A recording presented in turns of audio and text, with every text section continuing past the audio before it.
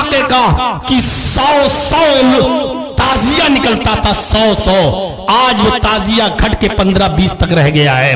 جس علاقے میں کل جا رہا ہوں اس علاقے کا حال یہ تھا کہ کسی کے مر جانے کے بعد، دفن ہونے کے بعد بھی ہاتھ اٹھا کر دعا ہوتی تھی اور سب آمین آمین کہتے تھے، اور 2-3 دن کے بعد پھر کوئی مولانا اپنے گاؤں کے بہت سے لوگوں کو لے کے اسی قبر پہ جاتا ہے، پھر دعا ہوتی ہے اور پھر آمین آمین بولا جاتا۔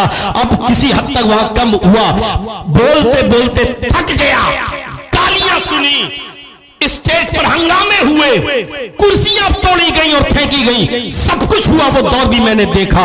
مولانا جرجس انصاری کے بیانات سننے کے لیے مولانا صاحب کے آفیشیل یوٹیوب چینل مولانا جرجس انصاری سپیچز کو سبسکرائب کریں۔ الحمدللہ نحمدہ ونستعینہ ونستغفرہ ونعوذ باللہ من شرور انفسنا ومن سیئات اعمالنا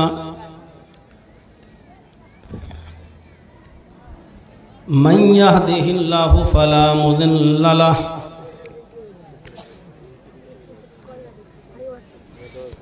ومن یضللہ فلا ہادی لہ وأشهد أن لا إله إلا الله وحده لا شريك له وأشهد أن محمدا عبده ورسوله أما بعد فإن خير الحديث كتاب الله وخير الهدي هدي محمد صلى الله عليه وسلم وشر الأمور محدثاتها وكل محدثة بدعة وكل بدعة ضلالة وكل ضلالة في النار۔ أعوذ بالله من الشيطان الرجيم، بسم اللہ الرحمن الرحیم۔ ومن يبتغ غير الإسلام دينا فلن يقبل منه وهو في الآخرة من الخاسرين۔ رب اشرح لي صدري ويسر لي أمري واحلل عقدة من لساني يفقهوا قولي۔ اس عظیم الشان اجلاس کے عظیم صدر محترم فضیلت الشیخ عبداللطیف الکندی حفظہ اللہ، صدر صوبائی جمعیت اہل حدیث جموں کشمیر، اس اجلاس کے روح رواں فضیلت الشیخ محمد ابراہیم سعید حافظہ اللہ، اس اسٹیج پر بیٹھے ہوئے فضیلت الشیخ جناب محمد رضوان السلفی حافظہ اللہ، اور ممبئی سے مالیگاؤں سے تشریف لائے ہوئے اسی علاقے کے رہنے والے محترم جناب نوح عالم صاحب حافظہ اللہ، اور ان کے علاوہ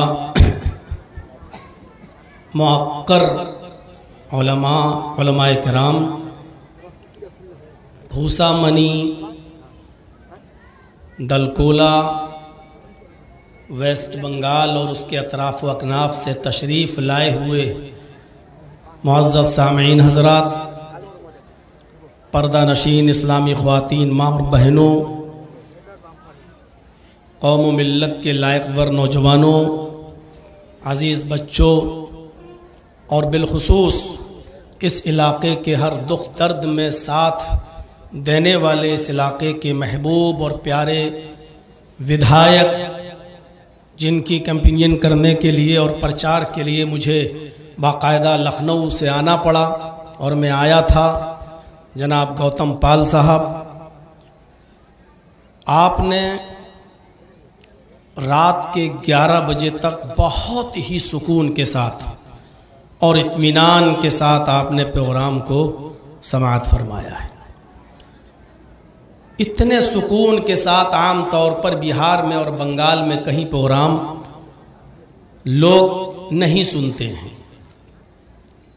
आपका बहुत बहुत शुक्रिया कि आपने अब तक धैर्य बनाए रखा। जब मैं यहाँ पहुँचा तो हमसे इब्राहिम सईद साहब ने कहा कि सर्दियों के दिन हैं, ठंड की रात है, इसलिए हम जलसे को बहुत ज़्यादा लंबा नहीं चलाएंगे, आपको 10 बजे टाइम दे दिया जाएगा, बहुत हुआ तो 10:15 और 10:30 तक टाइम दे दिया जाएगा और जलसे को 12 बजे ख़त्म कर दिया जाएगा। हम लोग बहुत दिनों से तकरीरों में और जलसों में इस बात को उठाते रहे हैं कि पूरी रात का जलसा बिहार से और सीमांचल से और बंगाल से ख़त्म होना चाहिए, और कई जलसों में बोला जा चुका है इस बात पर। लेकिन चूँकि एक आदत बनी हुई है ख़ास तौर पर सीमांचल के इलाके की और बंगाल के कुछ इलाकों की, वैसे बंगाल में इतना माहौल नहीं है। मैं कल भी मेरा प्रोग्राम कलियाचक में होने वाला है, डिस्ट्रिक्ट मालदा, और 3 दिन के लिए मैं वहाँ जा रहा हूँ, 13, 14, 15, लेकिन वहाँ आम तौर पर जलसे 12 बजे तक ख़त्म हो जाते हैं। अल्लाह करे कि यही दस्तूर हमारे सीमांचल बिहार में भी राइज हो जाए और जलसे 12 बजे तक ख़त्म हो जाएं, तो बहुत बड़ी कामयाबी मिल सकती है हमें, क्योंकि जलसों में फ़ायदा कम हो रहा है और नुकसान ज़्यादा हो रहा है। मैं आपको गिना नहीं सकता हूँ, आपको याद होगा, ना याद हो तो मैं आपको बता दूं कि मेरी सबसे पहली तकरीर हुई थी सोनियावाड़े के अंदर मऊनाथ भंजन में। उस वक्त मेरी उम्र थी सिर्फ 17 साल। और दूसरी तकरीर हुई थी मेरी बॉम्बे में बांद्रा में मुख्तार अहमद नदवी रहमतुल्लाह अलैह की सदारत में। उस वक्त मेरी उम्र थी 17 साल 10 महीना। और उसी वक्त मैं जज्बात की राव में बहकर बाल ठाकुरे के बहुत खिलाफ बोल दिया था और उसी स्टेज से हमको पकड़ लिया गया था और लॉकअप में रखा गया था। लेकिन 2 महीने चूंकि मेरे कम थे बालिग होने में, इसलिए मैं बच गया था। 18 साल का नहीं हुआ था।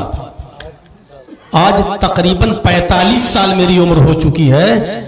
इतने दिन का मैं आपको बतला रहा हूं, 20 साल की उम्र से मैं यहां आ रहा हूं इस इलाके में। बिहार, बंगाल, झारखंड कई जलसे शेख रिजवान सल्फी हफिज़हुल्लाह की सदारत में हुए हैं, ये जानते हैं। आपको मैं यकीन के साथ कहता हूं कि अगर कोई मुझसे पूछे कि जर्जी साहब 18 साल की उम्र से लेकर आज 45 साल की उम्र के आप हो गए हैं, इतने सालों में 27, 28, 25 साल के अरसे में इन जलसों में आपको कितनी कामयाबी मिली और जलसों का कितना असर हुआ और क्या माहौल चेंज हुआ, आप 100 में से कितना नंबर देंगे? तो आप यकीन मानिए कि मैं आपको 100 में से 0 नंबर दूंगा। 28 साल पहले जहां आप खड़े थे आज भी वहीं हैं। 28 साल पहले जो बेअदबी जलसों के अंदर होती थी सुनने और सुनाने के ताल्लुक से, वो आज भी है। कोई फर्क नहीं पड़ा। और इन जलसों में कितनी जगहों पर ऐसा देखा गया, रात भर होने वाले जलसों में, मैं उन गांवों का नाम नहीं बताना चाहता हूं और बताना भी नहीं चाहिए कि कितने जलसों के अंदर खेतों में लड़के और लड़कियां पकड़े गए हैं, उनको पकड़ के लाया गया है, गांव में बिठाया गया है, पंचायतें बैठी हैं और उसके बाद फैसला हुआ है। अगर कोई पूछे कि जर्जी साहब ये कितने वाकयात हो चुके होंगे ऐसे, तो मैं कहूंगा कि मुझे उसकी गिनती नहीं मालूम है। अब आप अंदाजा लगा सकते हैं कि जब इजलास हमारे महफूज न हो और जलसों के मौके पर गांव में होने वाले उन जलसों में लड़के और लड़कियां खेतों में पकड़े जाएं, तो फिर हमारे जलसे किस तरफ जा रहे हैं और हमारे दीनी प्रोग्राम किस तरफ जा रहे हैं। संजीदगी के साथ सोशल मीडिया पर और फेसबुक पर लिखने से कुछ नहीं होगा। कितने भी नुकसानात आप गिनाइए, जब तक एक मुतहर्रिक और फाल तहरीक नहीं चलेगी और बाकायदा इस पर मीटिंगें नहीं होंगी और इस पर गौर व फिक्र नहीं होगा, तो माफ कीजिएगा मेरे भाइयों, सोशल मीडिया पर लिख देने से और फेसबुक पर लिख देने से आप सोचा कि सारी खुराफातें रुक जाएं तो थोड़ी देर के लिए वाहवाही तो मिल जाएगी, लेकिन आप इन चीजों को रोक नहीं सकते हैं। रोकना है तो अल्लाह के नबी सल्लल्लाहु अलैहि वसल्लम की उस हदीस पर हमें और आपको अमल करना पड़ेगा कि मन रा मिनकुम मुनकरन फलयुगय्यिरु बियदिही। अगर किसी बुराई को तुम अपनी आंख से देखो तो पहले कोशिश करो कि उसको अपने हाथ से दूर कर सको, और हाथ से दूर करने की ताकत ना हो, फमन लम यस्तते फबिलिसानिही, अगर ताकत ना हो, अगर तुम्हें अपने हाथ से दूर करने की तो अपनी जबान से रोको, और वइल्लम यस्तते, और जबान से भी दूर करने में फितना और फसाद का डर हो तो फबिक़ल्बिही, अपने दिल से बुरा जानो।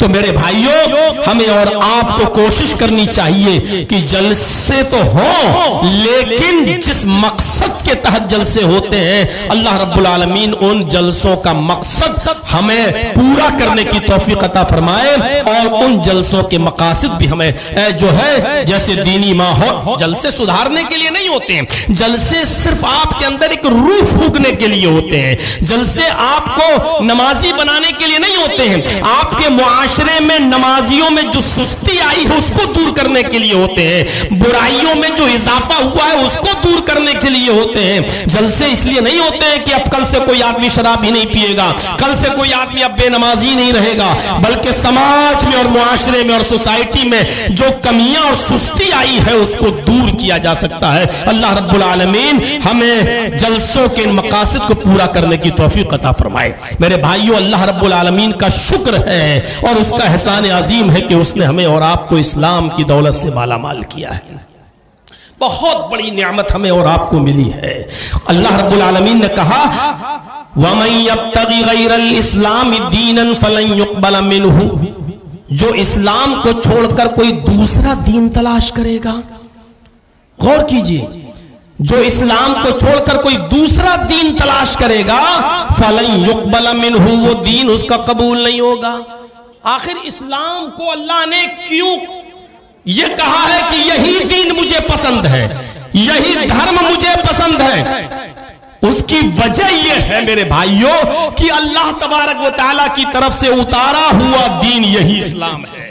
उसकी शक्लें नाम हो सकता है बदल दिए जाएं, जबान के एतबार से और भाषा के एतबार से, जैसे हम वेदों के आधार पर कह सकते हैं कि सनातन धर्म, जिसका माना होता है सत्य की तरफ बुलाने वाला, और सनातन का माना होता है शांति की तरफ दावत देने वाला धर्म। तो मेरे भाइयों, इस्लाम का माना भी होता है सलामती, जिसके अंदर हो शांति का उपदेश और पैगाम हो। तो जबान बदली जा सकती है लेकिन माना एक ही है। इस धर्म को शाश्वत धर्म भी कहा जा सकता है। शाश्वत धर्म का मतलब होता है आसमान से जमीन पर, आकाश से धरती पर आने वाला सुरक्षित दीन, जो आसमान से जिस कंडीशन में उतारा गया हो और धरती पर जमीन पर उसी कंडीशन में मौजूद हो। तो कुरान करीम एक ऐसी किताब है कि आसमान से जिस कंडीशन में उतारी गई है, जिस कंडीशन में नाजिल की गई है, वो कुरान अपनी असली शक्ल में जिस कंडीशन में आसमान से नाजिल हुई उसी कंडीशन में मौजूद है। इन्ना नहनु नज़्ज़लना ज़िक्र व इन्ना लहू लहाफ़िज़ून, हम ही ने इस कुरान करीम को नाजिल किया है और हम ही इस कुरान करीम की हिफाजत फरमाएंगे। तो सनातन कह लो, शाश्वत कह लो, सलामती वाला कह लो, या आसमान से जमीन पर आने वाला सुरक्षित और महफूज मजहब कह लो, वो इस्लाम है। अल्लाह की तरफ से आया हुआ दीन सिर्फ एक ही है।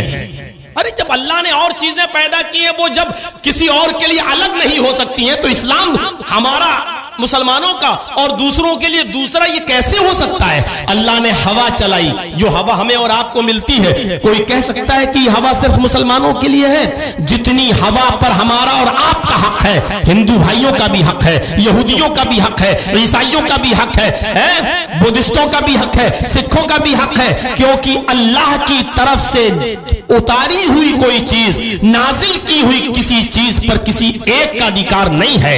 अल्लाह ने हवा चलाई, آئی وہ سب کے لیے ہے۔ اللہ نے جو سورج کی روشنی دی ہے ہمیں اور آپ کو، موجودہ زمین سے یہ سورج جو 9 کروڑ 30 لاکھ میل کی بلندی پر ہے اور 1 crore 40 lakh degree centigrade گرمی جو اس سورج کی ہمیں اور آپ کو ملتی ہے اور ہمارے کھیتوں اور اناجوں کو پکاتی ہے اور تیار کرتی ہے، اس سورج کی شعاع اور گرمیوں پر میرے بھائیوں سب کا ادھیکار ہے۔ کوئی یہ نہیں کہہ سکتا ہے کہ سورج مسلمانوں کا ہے اور کوئی ہندو یہ نہیں کہہ سکتا کہ سورج صرف ہمارا ہے۔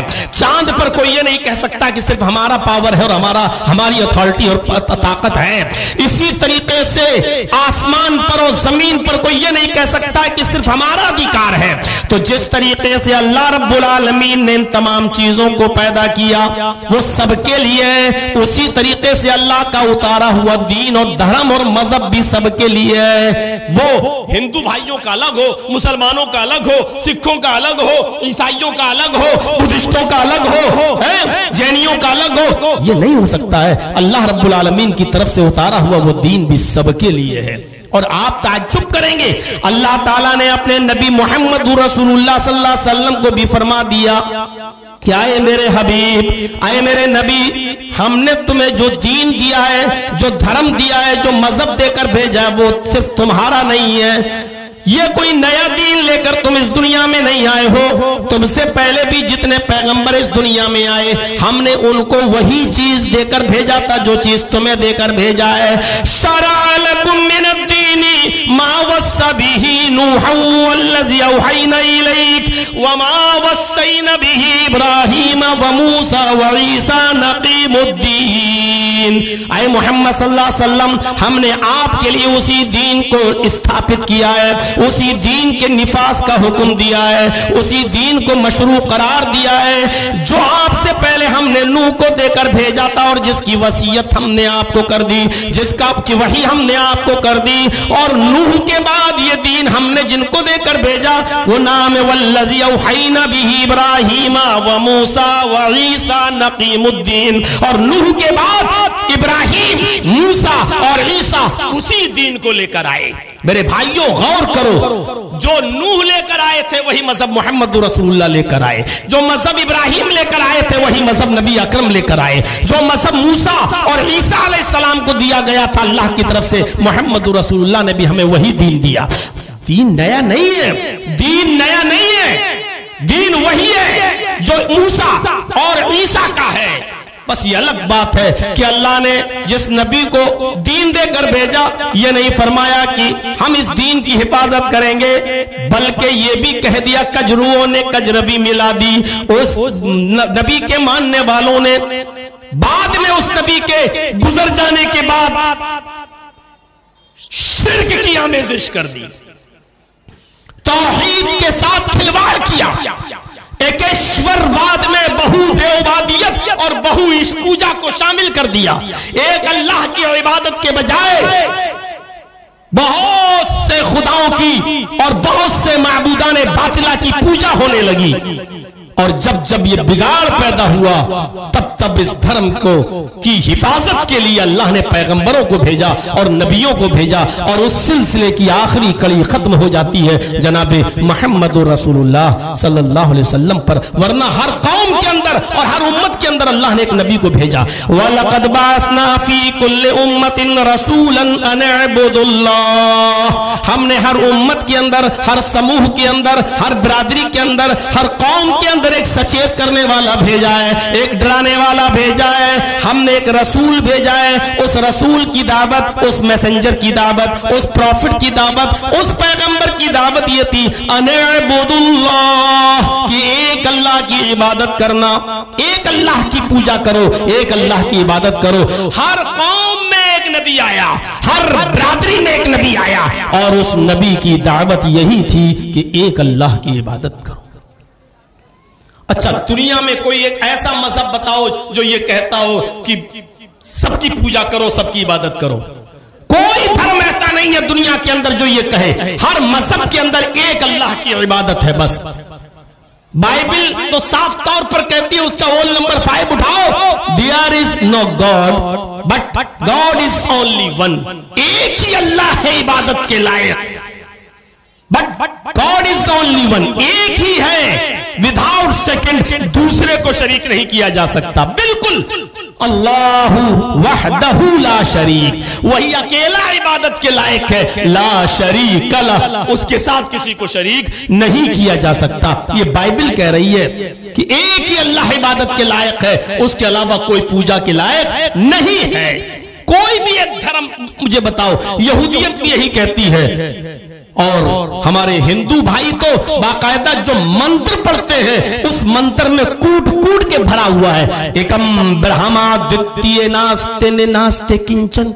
हिंदू धर्म में इस मंत्र को ब्रह्म सूत्र कहा जाता है। ऋग्वेद में ये मंत्र देखा जा सकता है, इसका नाम ही है ब्रह्म सूत्र। ब्रह्मांड को बनाने वाले अल्लाह को, यानी ब्रह्मांड के रचयिता और रचनाकार को पहचानने वाला मंत्र ब्रह्म सूत्र इसको कहा जाता है। यानी इस ब्रह्मांड का रचयिता और रचनाकार, क्रिएटर ऑफ यूनिवर्स, इस कायनात के खालिक को पहचानो इस मंत्र के अंदर। और क्या है? एकम ब्रह्मा द्वितीय नास्ते, एक ही ब्रह्मा है, एक ही क्रिएटर है, एक ही इस नीले जगत का स्वामी है, एक ही इस कायनात का बनाने वाला है। और इतने शानदार शब्दों में कहा गया, द्वितीय नास्ते ने नास्ते किंचन, दूसरा नहीं है।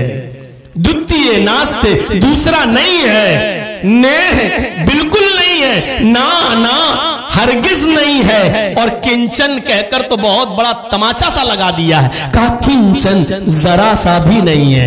इस ब्रह्मांड का रचयिता और रचनाकार एक ही है, दूसरा नहीं है, बिल्कुल नहीं है, हरगिज नहीं है, किंचन जरा सा भी नहीं है। ये तौहीद मिलेगी। और इसीलिए कुरान ने भी कहा है, निमंत्रण दिया और दावत दी है और बुलाया है, कुल या अहलल किताबी तालौ इला कलिमतिन सवाइन बैनना व बैनकुम अल्ला नअबुदा इल्लल्लाह।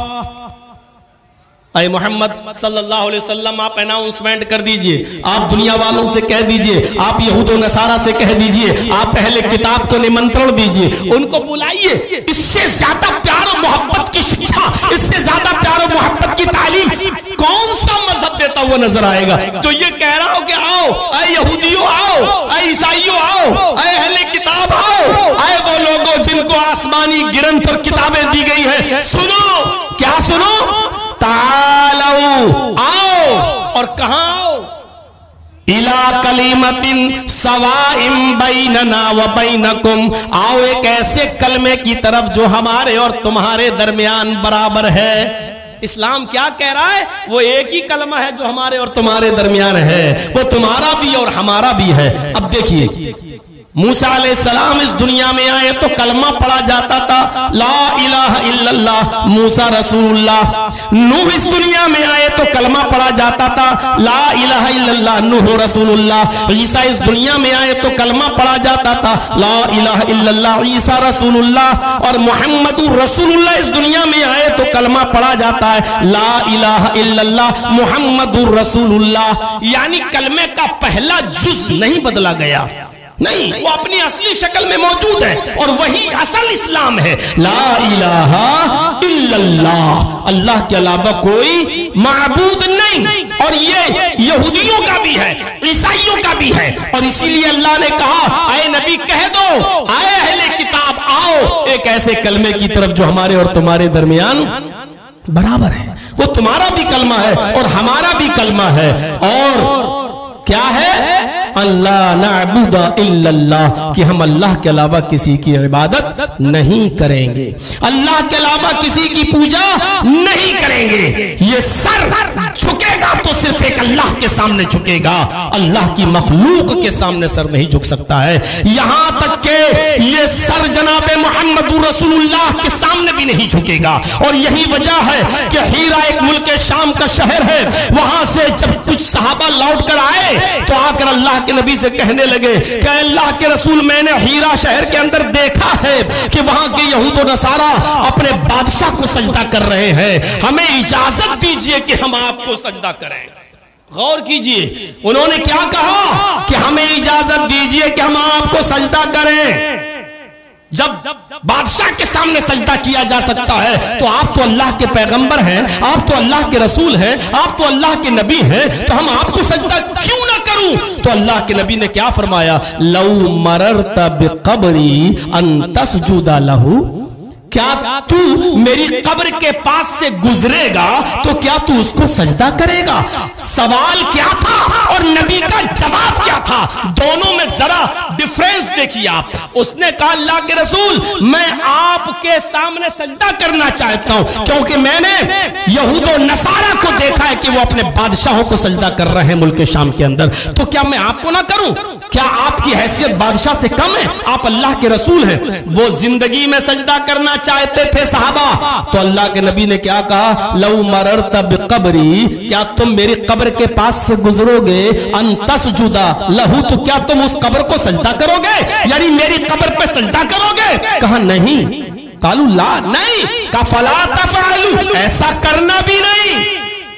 سوال تھا زندگی میں سجدہ کرنے کا، اور نبی جواب کیا دے رہے ہیں؟ کیا میری قبر پہ گزرو گے تو سجدہ کرو گے؟ کیوں؟ کیونکہ جانتے تھے میں ابھی زندہ ہوں، باحیات ہوں، اپنی زندگی میں تو کبھی اپنے صحابہ کو سجدہ کرنے نہیں دوں گا، اپنے سامنے کبھی جھکنے نہیں دوں گا، لیکن فکر دامنگیر ہوئی کہ کہیں ایسا نہ ہو کہ میرے انتقال کے بعد جیسے یہود و نصارہ نے اپنے اپنے نبیوں کی قبروں کو سجدہ گاہ بنا لیا، کہیں یہ میری قبر کو سجدہ گاہ نہ بنا لیں۔ آپ کو فکر ہوئی اپنے انتقال کے بعد کہ کہیں یہ لوگ میری قبر پر بھی سجدہ نہ کرنے لگے، تو آپ نے انتقال کے بعد کے بارے میں پوچھا کیا میری قبر کے پاس سے گزرو گے تو کیا سجدہ کرو گے؟ کہا نہیں، تو فرمایا کرنا بھی نہیں۔ تو میرے بھائیوں، جس نبی نے اپنے جیتے جی اپنے سامنے سجدہ نہ کرنے دیا ہو، یہاں تک کہ اپنے انتقال کے بعد اپنی قبر کے سامنے بھی سجدہ کرنے سے منع کر دیا ہو، بلکہ ہاتھوں کو بلند کر کے یہ کہہ دیا ہو کہ اللہم لا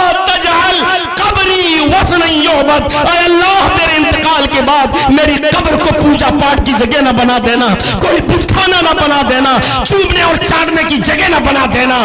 اس نبی سے کیا یہ توقع رکھی جا سکتی ہے کہ وہ اللہ کے علاوہ کسی غیر کے سامنے سجدہ کرنے کا حکم دے گا اور کسی غیر کے سامنے سجدہ کرنے کی پرمیشن دے گا؟ میرے بھائیوں، ذرا تصور کیجیے آپ، توحید کسی بھی مذہب کی اساس، بنیاد اور جان ہوا کرتی ہے۔ اگر ہمارے معاشرے میں توحید زندہ نہیں تو آپ کتنے بھی عمل کر لو، نمازیں پڑھ لو، روزے رکھ لو، حج کر لو، زکاتیں دے لو، صدقہ و خیرات کر لو، یہ ایک منزل نہیں 5 منزل کی بلڈنگیں بنا کے تیار کر لو، لیکن اگر شرک نہیں چھوٹا تو ہمارے سارے عمل بیکار۔ اللہ نے تو اپنے نبی محمد الرسول اللہ کو بھی مخاطب کر کے کہہ دیا لئن اشرکت لیحبطن عملک، اے محمد صلی اللہ علیہ وسلم اگر آپ شرک کریں گے تو آپ کے عمل بھی برباد کر دیے جائیں گے۔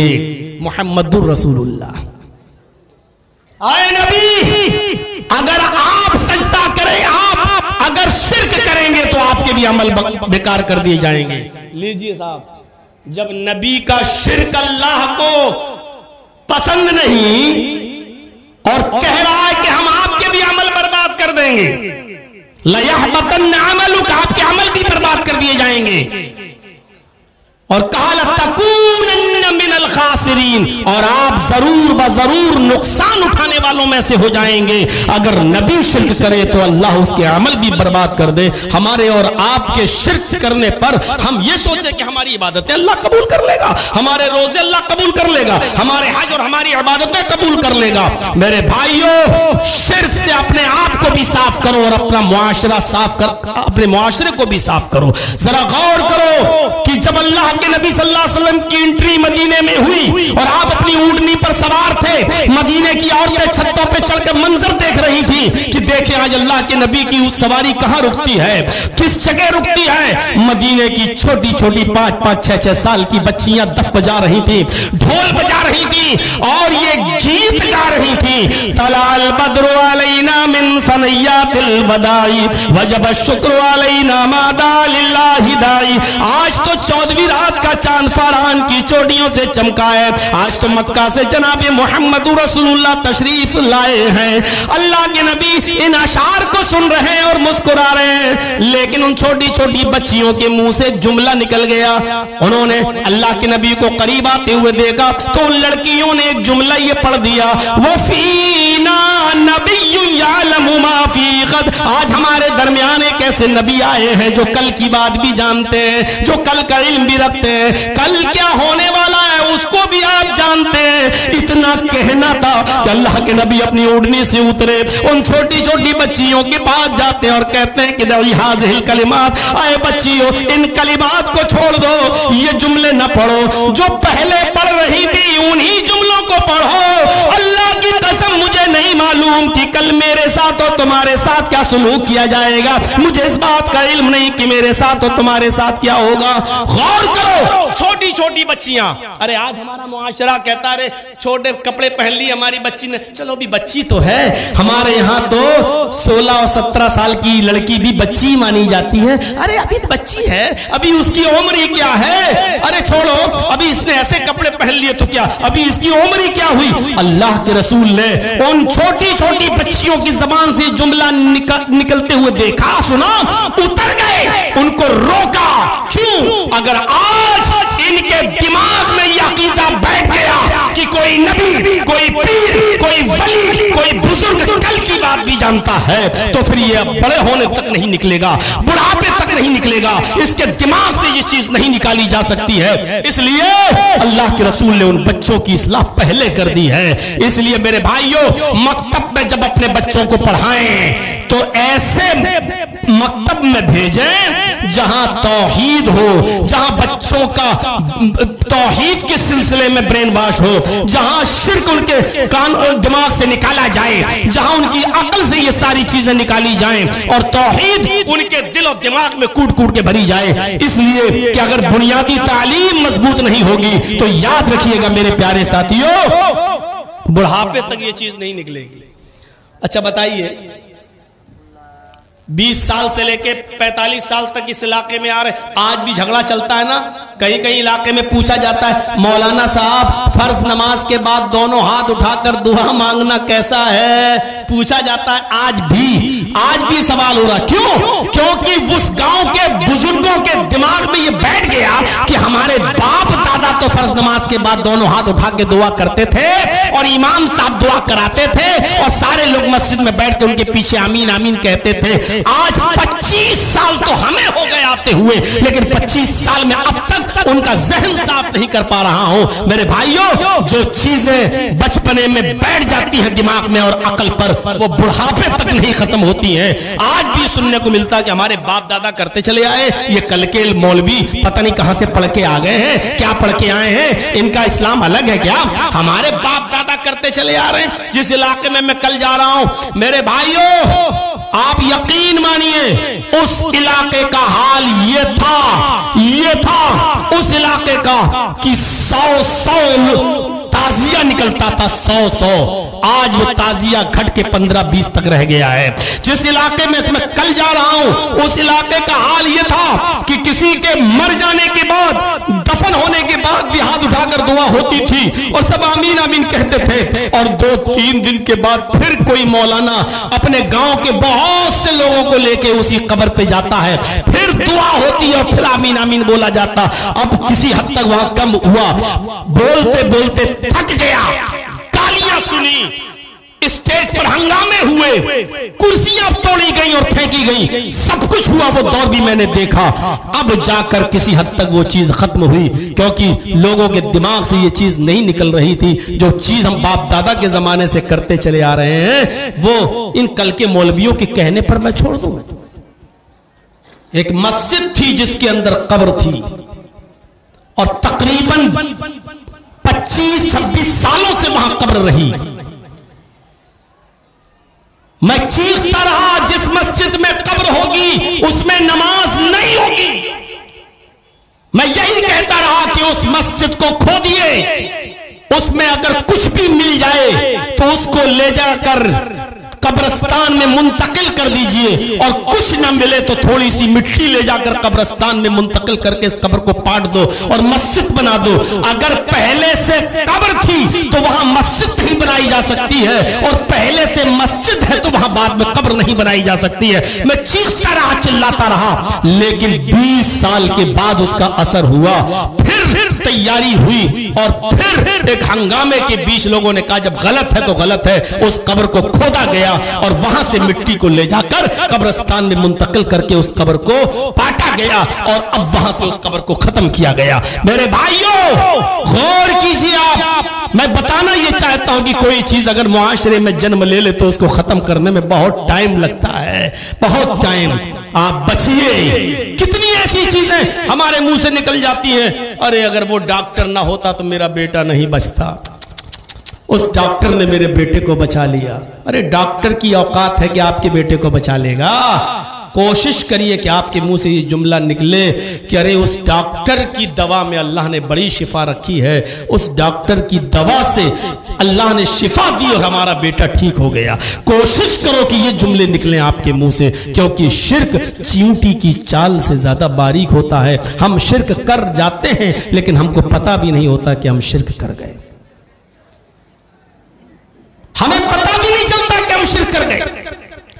میرے بھائیوں، اللہ نے جتنی بھی چیزیں ہمارے اور آپ کے لیے پیدا کی ہیں وہ سب فائدے کی چیزیں ہیں، اور دیکھیے دنیا کا قاعدہ ہے کہ احتیاج طرفین سے ہوتا ہے۔ دنیا کا قاعدہ ہے ہم دھوبی کے محتاج ہیں کہ وہ ہمارے کپڑے دھوئے، تو دھوبی ہمارا بھی محتاج ہے کہ وہ ہم سے پیسے لے۔ ہم سرکار کی بجلی کے محتاج ہے کہ ہمیں روشنی دے، تو سرکار ہماری بھی محتاج ہے کہ ہمارے گھر میں میٹر لگا کر اس بجلی پر کتنا خرچ ہوا ہے اس کی ریڈنگ کے ذریعے ہم سے پیسہ لے۔ ہم بازار میں مارکیٹ لگی ہوئی ہے، چیزیں بک رہی ہیں، ہم ان چیزوں کے محتاج ہیں کہ وہ ہم خریدیں، تو یہ چیزیں بیچنے والے ہمارے بھی محتاج ہیں کہ وہ ہم سے اس کے بدلے میں پیسہ لیں۔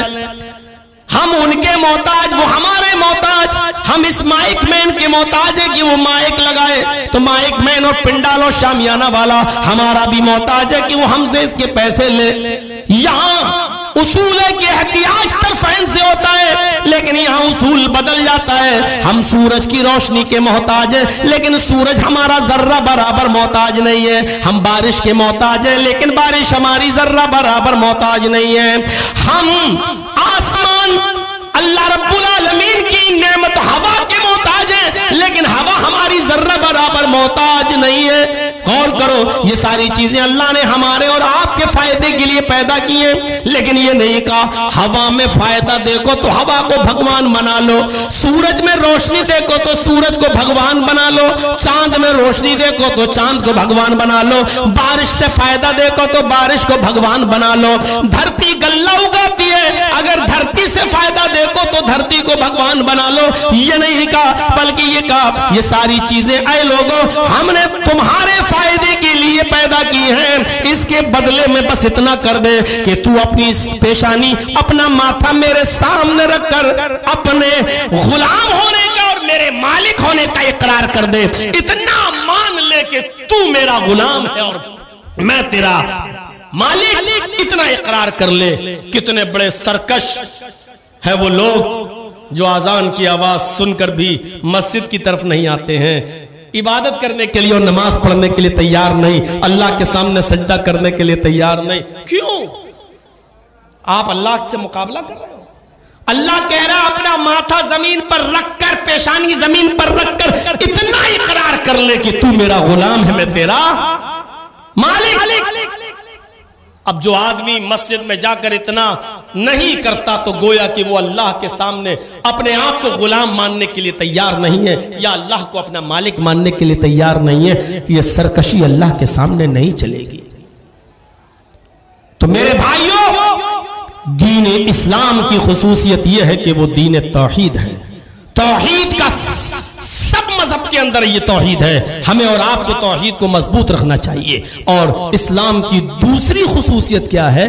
وہ دین الرسالہ ہے، رسالت۔ صحیح تصور رسول کا اور نبی کا اسلام نے پیش کیا ہے۔ دنیا میں ہر دھرم کے اندر پیغمبر آئے، رشی آئے، میسنجر آئے، پروفٹ آئے، اوتار آئے، لیکن دنیا میں کوئی ایک مذہب ایسا نہیں، کوئی ایک دھرم ایسا نہیں جس نے اپنے یہاں آنے والے رشی کو، منی کو، پیغمبر کو، رسول کو، اوتار کو، میسنجر کو، پروفٹ کو انسان رہنے دیا ہو، انسانیت سے نکال کر رکھ دیا اور اس کو بھگوان کا درجہ دے دیا۔ آئیے آپ دیکھ لیجئے، یہودیوں کو دیکھو، انہوں نے عزیر کو اللہ کا بیٹا بنا دیا۔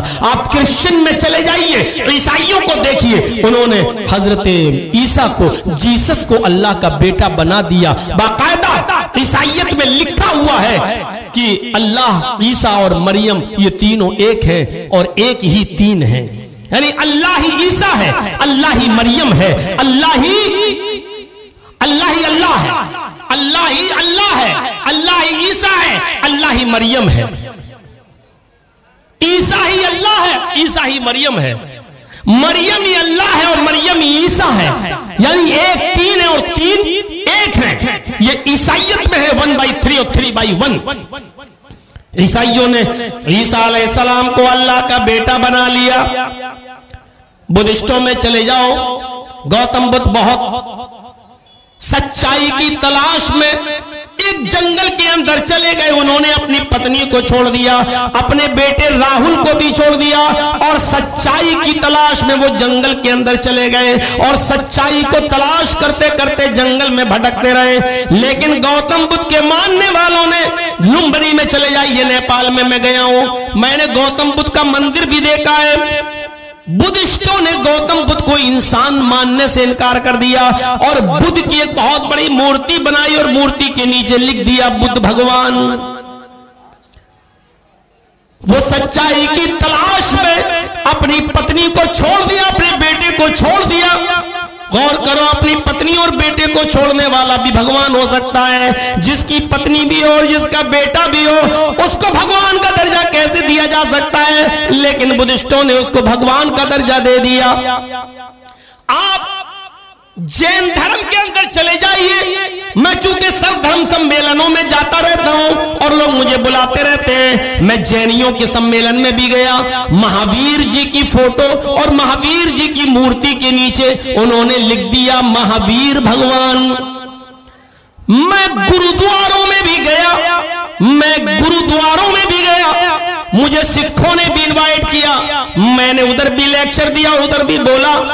گرو نانک گردوارے میں جانے کی بات، دلی کی چاندنی چوک میں میں نے گرو نانک کی مورتی کے نیچے لکھا ہوا دیکھا نانک بھگوان۔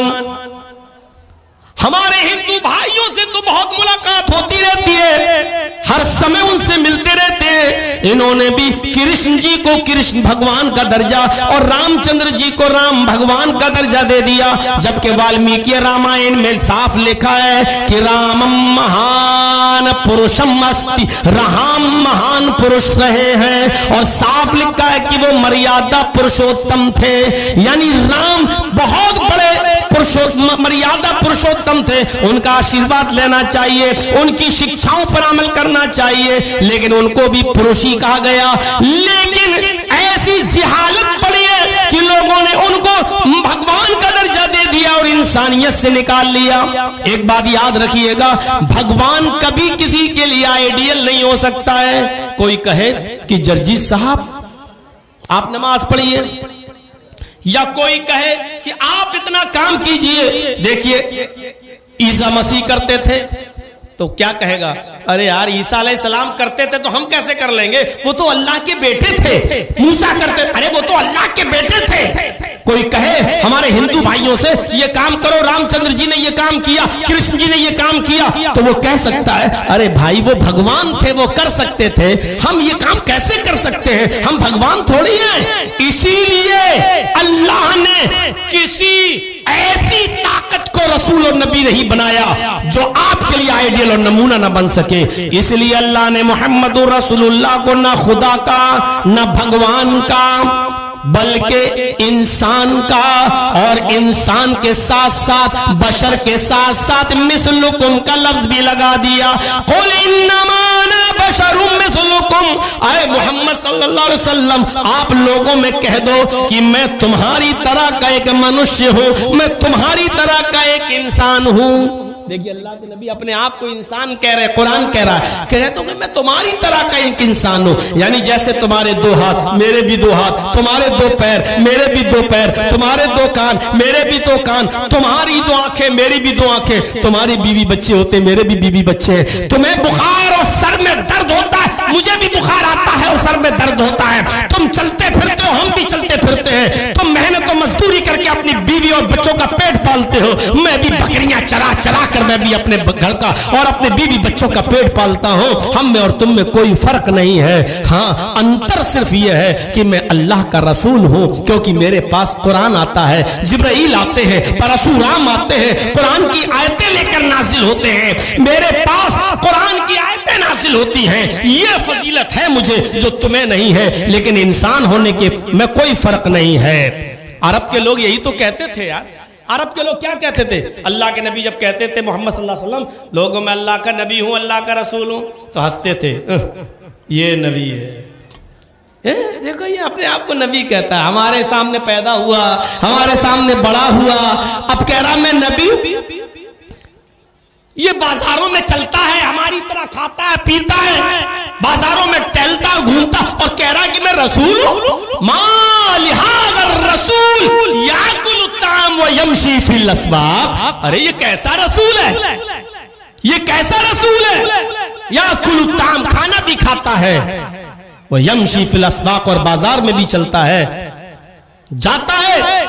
یہ کھانا کھانے والا اور بازاروں میں چلنے والا بھی انسان نبی ہو سکتا ہے؟ یعنی عرب کے لوگ جب نہیں مانتے تھے تو کیا کہتے تھے؟ ہماری طرح کھانے پینے والا اور بازاروں میں چلنے والا آدمی انسان یہ نبی کیسے ہو گیا؟ فرق کتنا ہے ہم میں اور ان میں. وہ لوگ انسان مانتے تھے لیکن نبی نہیں مانتے تھے، اور ہم رسول اللہ کو نبی مانتے ہیں لیکن انسان ماننے کے لیے تیار نہیں ہے. مسلمانوں میں ایک بہت بڑا گروہ ایسا بھی ہے جو اللہ کے رسول کو انسان نہیں مانتا. کیا کہتا ہے؟ جو عرش پہ مستوی تھے خدا ہو کر، مدینے میں اتر پڑے مصطفیٰ ہو کر. وہی جو مستوی عرش تھا خدا ہو کر، مدینہ میں اتر پڑا مصطفیٰ ہو کر. یعنی جو عرش پہ اللہ تھا وہی مدینے میں مصطفیٰ بن کے آ گیا. نعوذ باللہ من ذالک. یہ عقیدہ آج ہمارے مسلمان بھائیوں کا ہے جو سراسر غلط اور اندھ بھکتی پر مبتلا ہے. اللہ کے رسول انسان تھے. آپ کی بیوی کا نام خدیجہ، آپ کی بیوی کا نام عائشہ، آپ کی بیوی کا نام جویریہ، آپ کی بیوی کا نام سودا، آپ کی بیوی کا نام حفصہ، آپ کی بیوی کا نام زینب بنت جہش. یہ آپ کی بیویاں تھی. آپ کی بیوی کا نام ام سلمہ، آپ کی بیوی کا نام ام حبیبہ. یہ آپ کی بیویاں تھیں. اور بیویوں والا بھگوان نہیں ہوتا ہے میرے بھائیوں.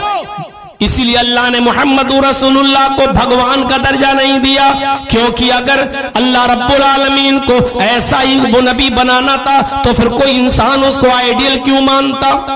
اب سنو، رات میں اٹھ کر تہجد پڑھو. اب کہہ سکتے ہو، کیا کہہ سکتے ہو ارے اللہ کے رسول پڑھ لیتے تھے ہم نہیں پڑھ پائیں گے، وہ بھگوان تھے؟ نہیں، وہ بھی تمہاری طرح انسان تھے. اگر وہ پڑھ سکتے تو تم کیوں نہیں پڑھ سکتے ہو؟ اگر وہ 5 ٹائم کی نماز انسان ہو کر پڑھ سکتے تو تم کیوں نہیں پڑھ سکتے ہو؟ انہوں نے اپنے بیوی اور بچوں کے لیے کبھی بھیک نہیں مانگی، محنت کر کے ان کو کھلایا. تو تم بھی اپنے بیوی اور بچوں کے لیے محنت کر کے کیوں نہیں کھلا سکتے ہو؟ اس لیے کہا کہ وہ منش تھے، انسان تھے. اے نبی کہہ دو کہ میں تمہاری طرح کا ایک بشر ہوں. اور محمد الرسول اللہ کو محمد کے نام کے ساتھ اور احمد کے نام کے ساتھ پرش اور انسان ویدوں میں بھی کہا گیا ہے. ویداہامد پرش مہانی مادتو ارل تپس پرستات. احمد نام کا آدمی، احمد پرش वेदाहमित पुरुष अहमद आएंगे, इंसान होंगे। वेदाहमित पुरुष महान इमादित, बहुत महान पुरुष होंगे, उनके बराबर उनके समान दूसरा नहीं होगा। वरुण तपस्या, बहुत तपस्या करने वाले, अल्लाह का बहुत नाम लेने वाले, ईश्वर का बहुत नाम लेने वाले होंगे। वरुण तपस्या, बहुत ज्यादा तपस्या करने वाले होंगे। प्रस्ताव वो आ जाए तो उन्हीं की कुटिया में चले जाना, उन्हीं के धर्म में चले जाना, यानी वो बहुत ज्यादा इबादत करेंगे, भक्ति करेंगे, ईश्वर का नाम लेंगे। होंगे कौन? पुरुष। आखिरी नबी को भगवान तो वेदों ने भी नहीं कहा है। इंसान होंगे, इंसान पुरुष होंगे। और अल्हम्दुलिल्लाह हम लोग मोहम्मद रसूलुल्लाह को इंसान ही मानते हैं, अल्लाह का नबी मानते हैं, लेकिन ये मानते हैं कि दर्जे में और मकाम में और मर्तबे में इतना बुलंद मकाम है कि अर्श पर अल्लाह है, और अल्लाह के बाद अगर सेकंड दर्जा किसी का है तो वो मोहम्मद रसूलुल्लाह सल्लल्लाहु अलैहि वसल्लम का है। तो रिसालत का सही तसव्वुर अगर किसी ने पेश किया है तो मोहम्मद रसूलुल्लाह सल्लल्लाहु अलैहि वसल्लम ने। आप